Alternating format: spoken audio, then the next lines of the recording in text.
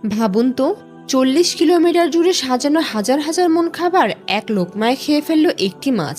সুলাইমান আলাইসাল্লামের জীবনে ঘটা এই অলৌকিক ঘটনাটি শুনলে আপনি অবাক হয়ে যাবেন।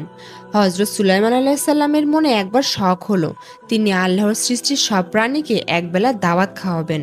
তিনি জিনদের হুকুম দিলেন সাগরের পাড়ে বিশাল ভোজের আয়োজন করতে। হাজার হাজার উট, গরু আর দুম্বার মাংস রান্না করা হলো। খাবারের গন্ধে আকাশ বাতাস ভারী হয়ে উঠল।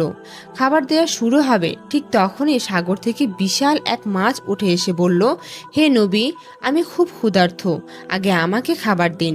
সুলাইমান আলাইসাল্লাম তাকে অনুমতি দিতে সে এক নিমিষে সব খাবার খেয়ে ফেলল। তারপর চিৎকার করে বলল, আমি তো এখনো ক্ষুধার্ত, আপনার সব খাবার তো আমার একবেলা নাস্তার সমানও হলো না।